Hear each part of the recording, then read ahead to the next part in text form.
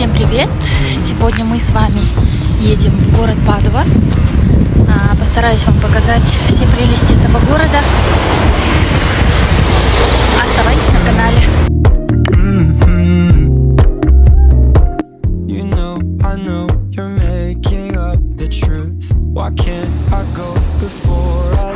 Дождь у нас льет целую неделю. Сегодня 6 марта, и у нас вот такая вот погодка. Уже все деревья цветут, магнолия начала цвести, бутончики появились. На видео постараюсь вам показать. Ну вот, как и ожидалось, дождик уже начался. Я, оказывается, забыла микрофон, поэтому возможно, что мой голос не будет слышен прям так хорошенько. Транспорт, как обычно, опаздывает. Вот такой вот весенний пейзаж. Смотрите. Дождь на окнах рисует, напоминая о твоих поцелуях. Вот мы уже и приехали в город Падова. Смотрите.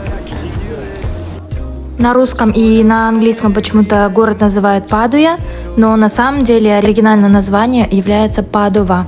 Город находится возле Венеции. Этот город с 3000-летней историей пережил бомбардировки Второй мировой войны, и большинство его значимых объектов сохранились или позже были восстановлены.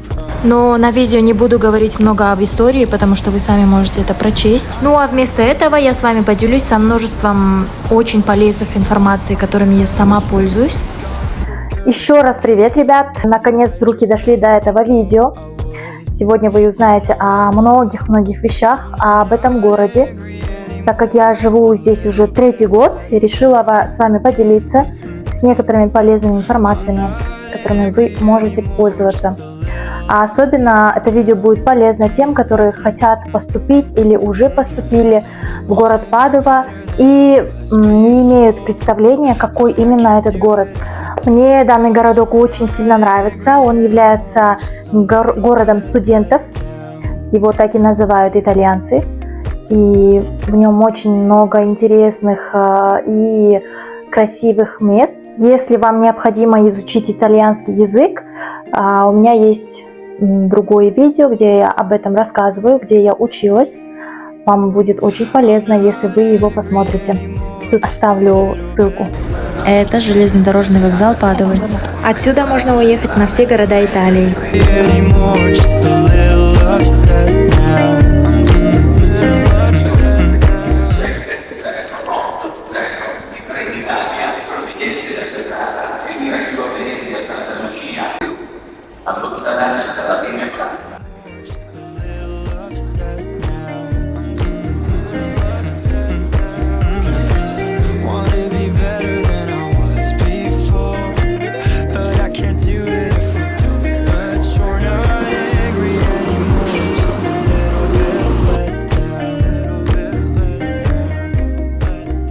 И данный город очень знаменит своим университетом. По качеству он считается одним из лучших в Италии.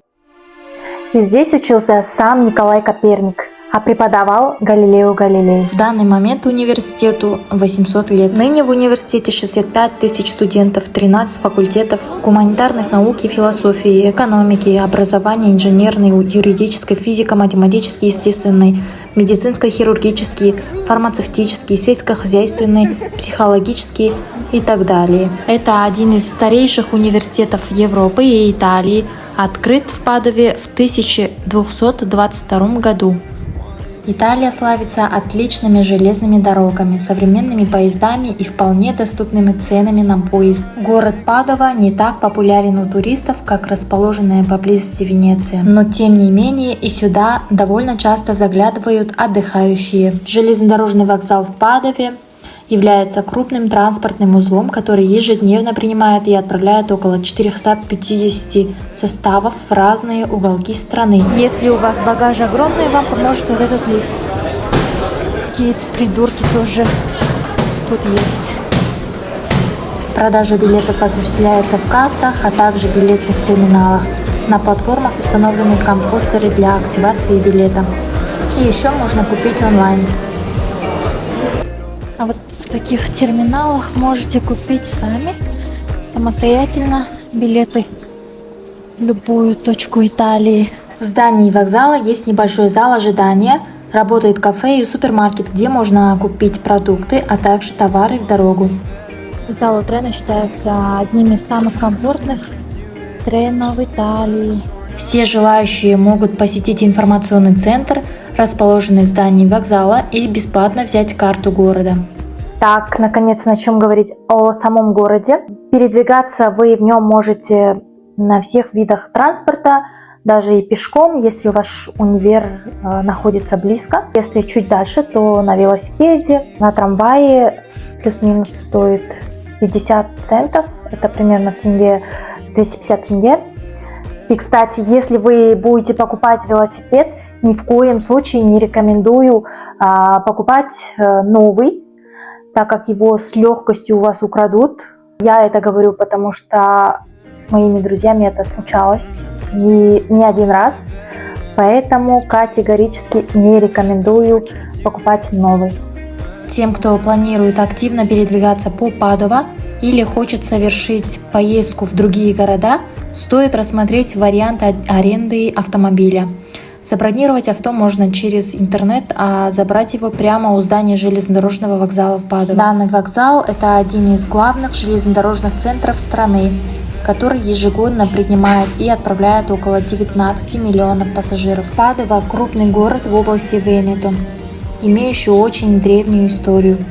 В IV веке до нашей эры из рыбацкой деревушки он превратился в главнейший центр жизни венецианцев. Падова стала вторым по важности городом во времена расцвета Римской империи и продолжала бурное развитие на протяжении веков. 800 лет назад в городе был основан университет, ставший вторым в Италии, поэтому привлекающий как студентов, так и преподавателей, среди которых можно назвать Данте Альгьери, Франческо Петрарку, Галилео Галилея.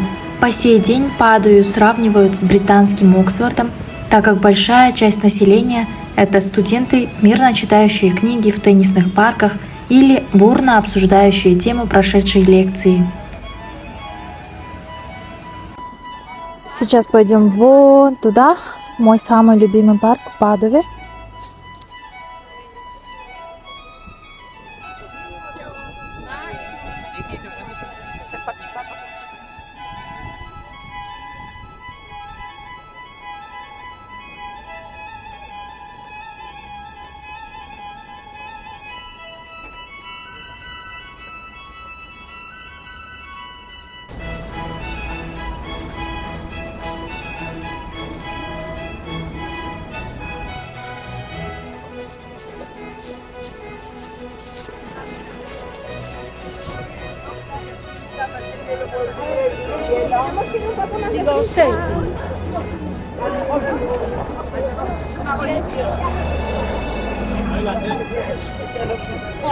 Название этого парка Giardini dell'Arena находится в северной части старого города Падуи.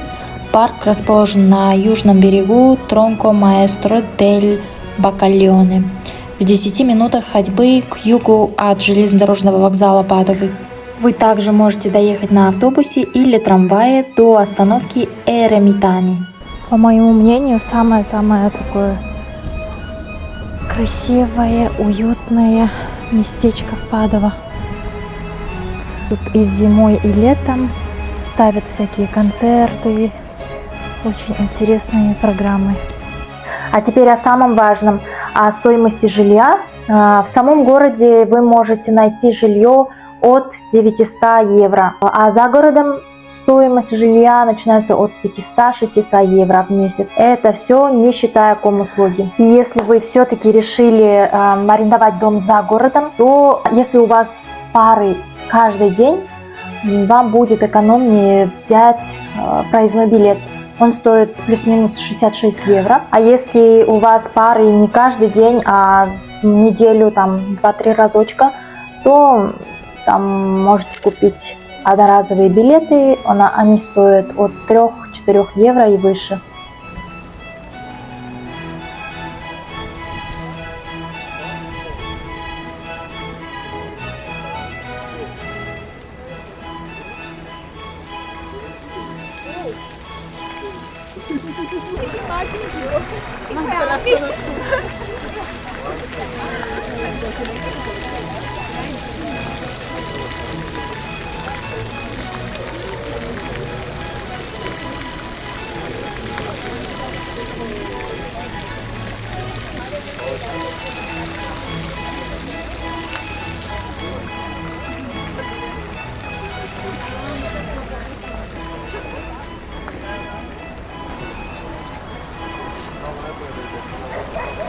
Тут парк для собак.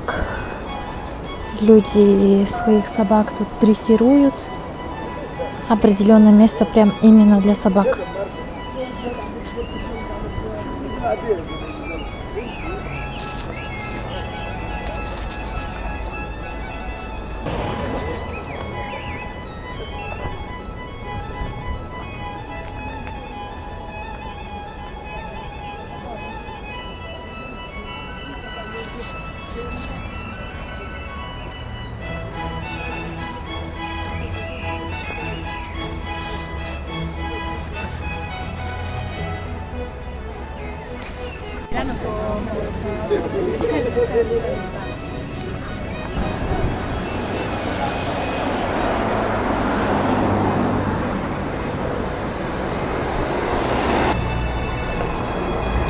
И то, что сейчас вы видите, это дворец Цукермана. В стенах величественного дворца Цукермана располагаются два интересных объекта, заслуживающих особого внимания путешественников и ценителей старины. Первый – это музей прикладного искусства Museo dell'Arte Applicate, занимает первый и второй этажи.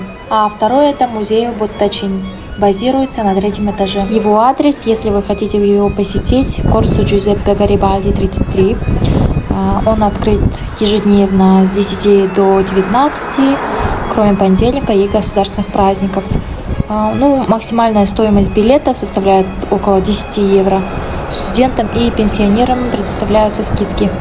Кстати, некоторые студенты арендуют заранее перед приездом дома, которые за городом находятся, а потом уже имеют проблему с передвижением, потому что тут автобусы часто бастуют, поэтому вы можете остаться некоторые дни, даже неделями без транспорта.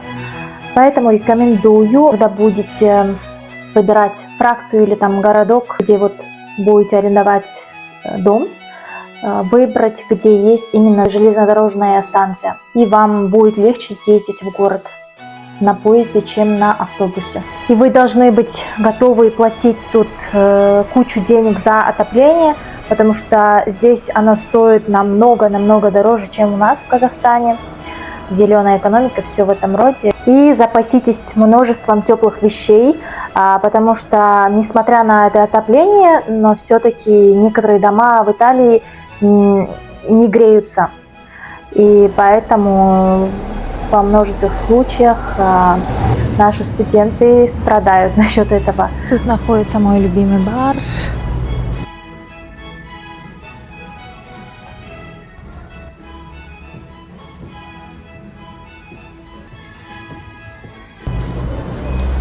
Пьяцца Гарибальди, когда-то называвшаяся Пьяццей дей Ноли, является одной из многочисленных площадей, характеризующих исторический центр Падуи. На протяжении веков это был транзитный район города, где можно было арендовать повозки и почтовых лошадей под названием Ноли. За последние 80 лет на площади происходили перевороты и сносы зданий и стен, имеющих высокую историческую ценность, которую глубоко изменили ее.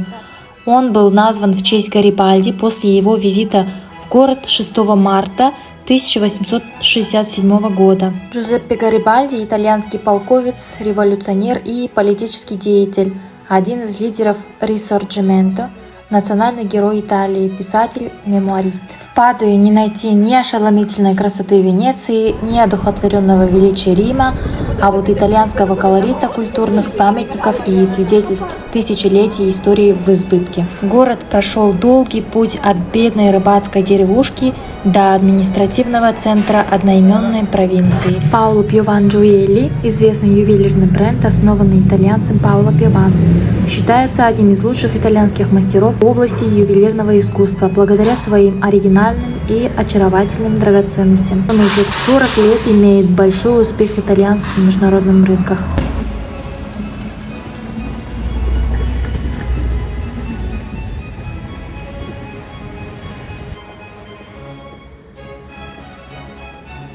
Если вы знаете хорошо английский и думаете, что этого предостаточно, то вы глубоко ошибаетесь, потому что, так как это Италия, они не все разговаривают на английском языке, и вас могут просто не понять. Некоторые услуги можете не получить из-за этого. Поэтому я рекомендую хотя бы базовый итальянский выучить перед тем, как приехать сюда, чтобы не сталкиваться с множествами проблем, которыми сталкиваются здесь девочки и мальчики, которые приехали учиться. Но в целом народ, он дружелюбный, поэтому все будет хорошо. Если вы будете знать их язык, они с глубоким уважением будут относиться к вам. Ну, это логично, так же, как и мы в Казахстане. И если ваши однокурсники-итальянцы не будут знать, где находится Казахстан, особо не обращайте внимания, потому что у них с географией не очень. Вернемся к теме жилья. Ни в коем случае не стесняйтесь требовать то, что вам нужно домой.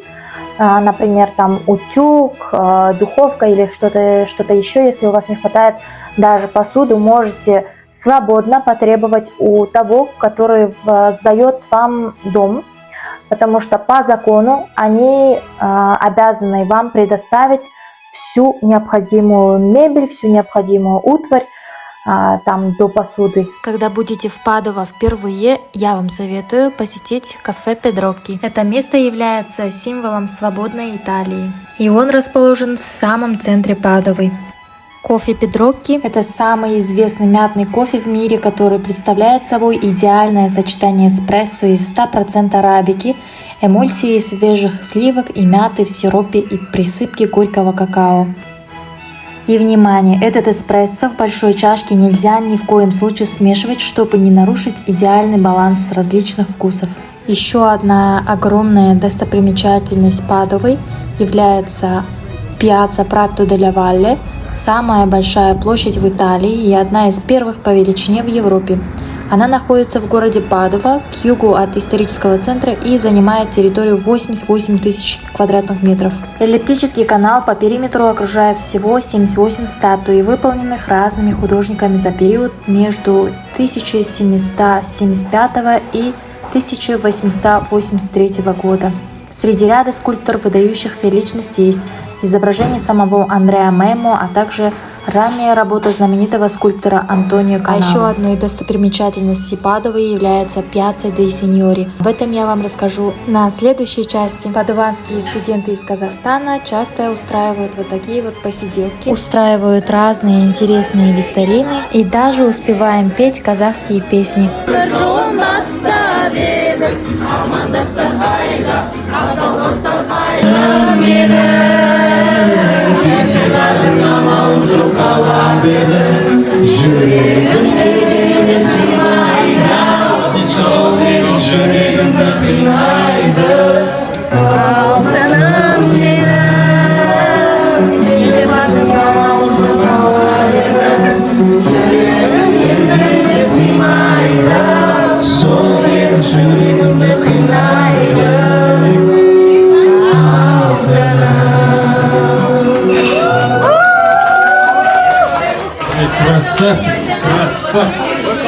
Я с вами не прощаюсь.